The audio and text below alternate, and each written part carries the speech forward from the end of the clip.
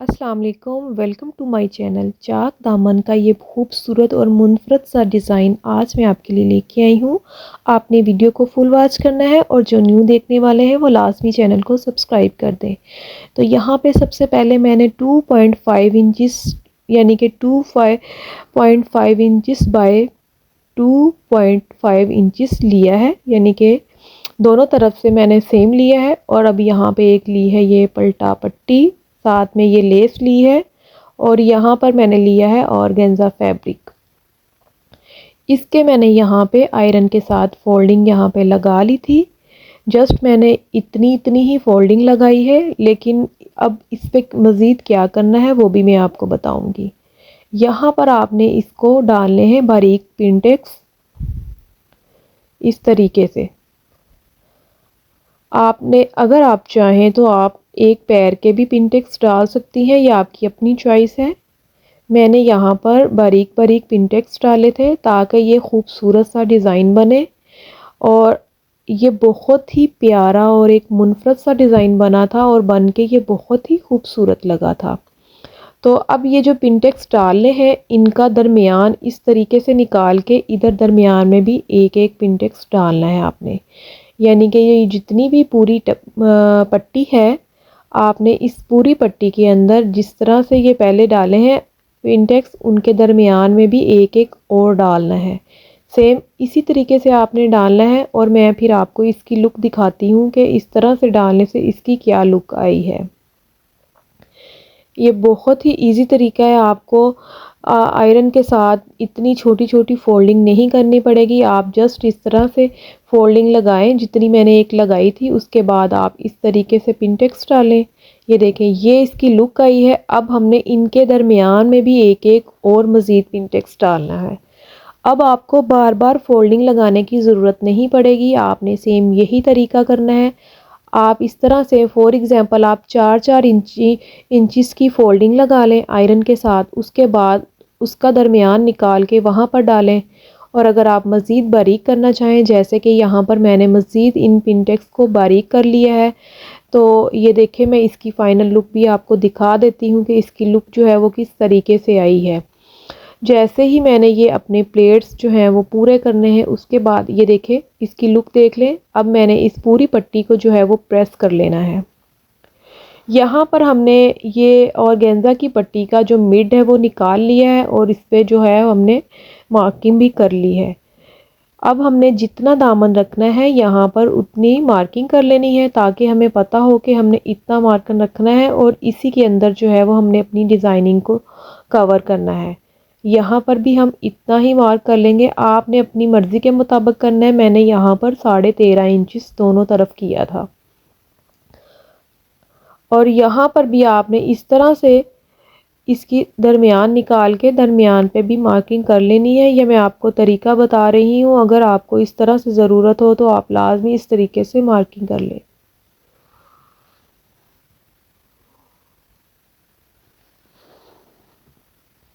ये देखें, सेम इस तरीके से यहाँ पर इसका भी दरमियान निकल आया है और हमने यहाँ पर भी एक मार्किंग कर ली है। अब हमने ये शटल की बहुत ही खूबसूरत लेस ली है। ये मैंने थोड़ी सी बड़ी सी ली थी ताकि जब हम डिज़ाइनिंग करें तो ये डिज़ाइनिंग जो है वो प्रोमिनेंट हो। ये देखें, इस तरह के हमने और मज़ीद कटिंग कर लेने हैं पीसीस।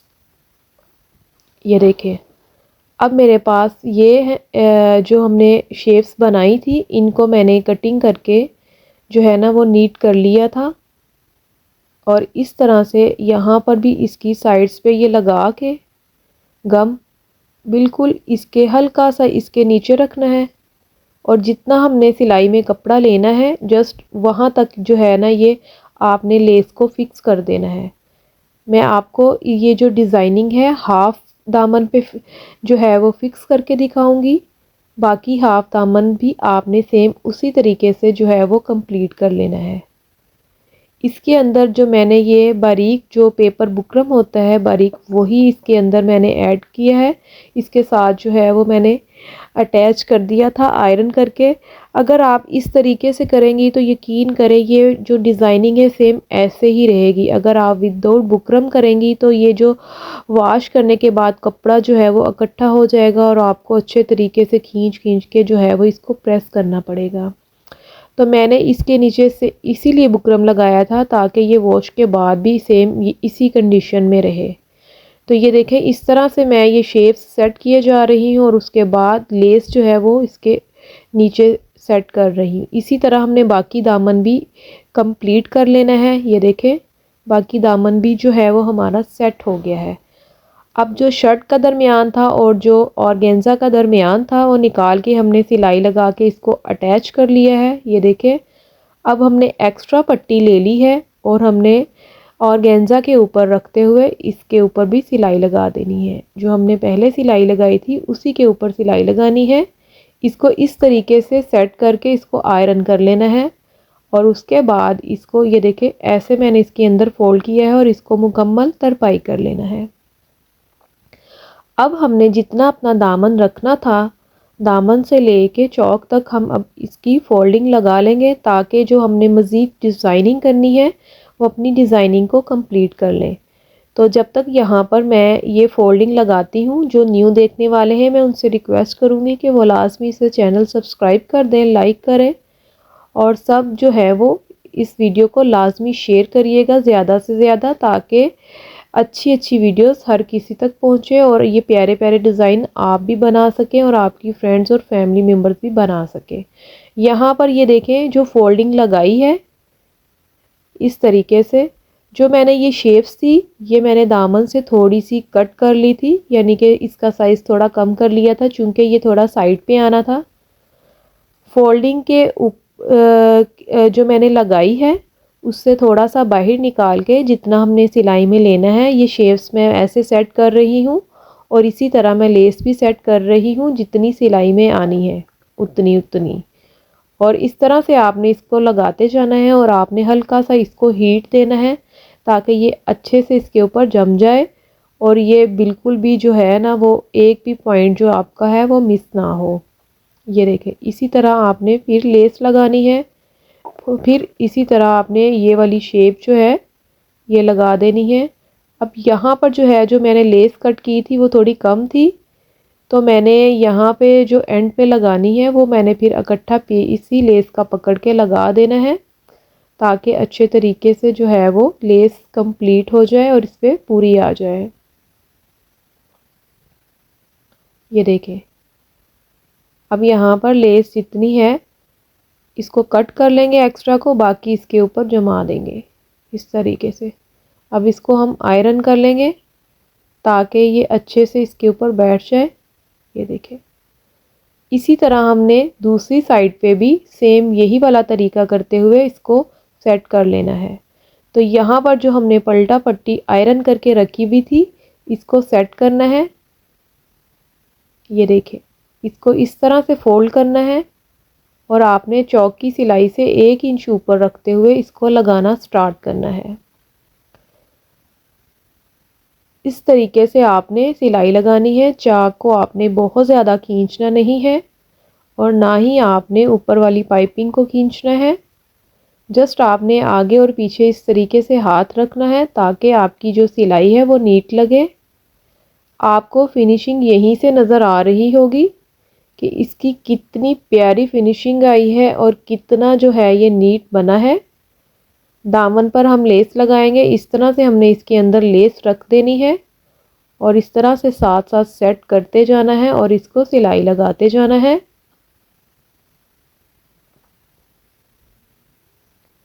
ये देखें सेम इस तरीके से आपने नीचे से टिश्यू को नहीं खींचना है क्योंकि हमने प्लेट्स डाले हुए हैं। अगर हम खींचेंगे तो वो चौड़ा सा जो है वो हो जाएगा दामन। यहाँ पर आपने फ्लावर के पास कट कर लेना है और इसको हल्का सा फोल्ड करना है इस तरीके से और अब आपने इस तरफ मोड़ लेना है चौक की तरफ और अब अपनी सिलाई को आगे की तरफ ला के कंप्लीट करना है। ये देखें बहुत ही खूबसूरत ये चौक और दामन का डिज़ाइन बना था। ये देखें, इस तरीके से यहाँ तक हमने अपनी सिलाई को कंप्लीट करना है और जो एक्स्ट्रा पाइपिंग होगी हमने वो साइड से कट कर देनी है। इसी तरह अब मैं आपको बैक पे भी लगाने का तरीका बताती हूँ कि आपने बैक पे लेस किस तरीके से फिक्स करनी है। यहाँ से आपने पक्का कर लेना है और इसके अंदर आपने इस तरह से लेस रखनी है। रख के आपने यहाँ पर लेस लगाना स्टार्ट करना है।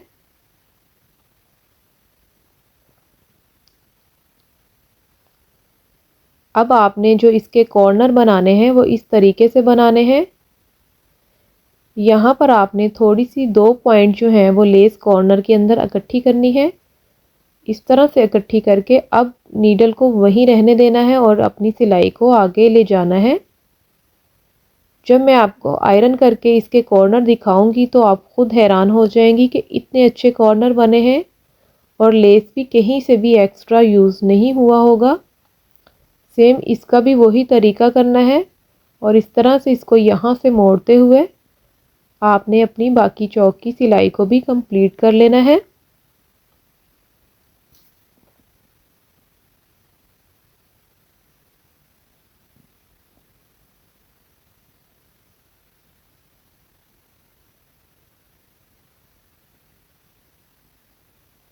ये देखें, यहाँ तक लेस को कट करना है।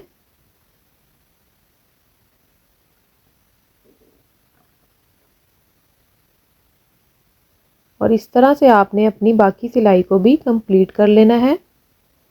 मैं आपको इसको आयरन करने का कि इसको किस तरीके से आयरन करना है और किस तरीके से फोल्डिंग लगानी है सारा तरीका बताऊंगी। ये देखें, सबसे पहले आपने यहाँ पर सीधी साइड से इसको प्रेस करना है, फिर आपने इसकी उल्टी साइड से दामन को प्रेस करना है। आपने बहुत ज़्यादा हीट अप नहीं करना है वरना तो ये आपकी पाइपिंग मज़ीद श्रिंक हो सकती है। अब इस तरीके से आपने चौक को फोल्ड करना है और इसको इस तरीके से आयरन करना है।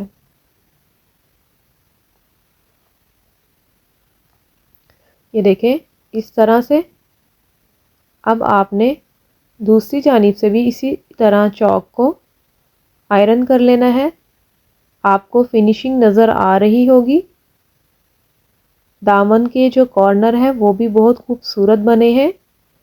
इसी तरह आपने बैक की भी सबसे पहले फ्रंट साइड को प्रेस करना है, उसके बाद आपने इसकी जो है बैक साइड उसे प्रेस कर लेना है।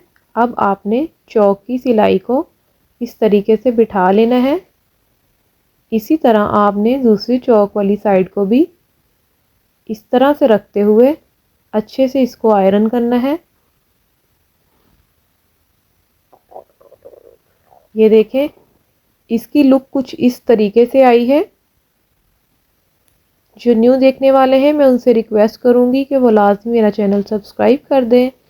आई होप कि आपको आज की मेरी ये वीडियो पसंद आई होगी। लाइक करें, शेयर करें और एक अच्छा सा कमेंट करके मुझे बताइएगा कि आपको मेरी ये वीडियो कैसी लगी है। मिलते हैं अगली वीडियो में, तब तक के लिए अल्लाह हाफिज़।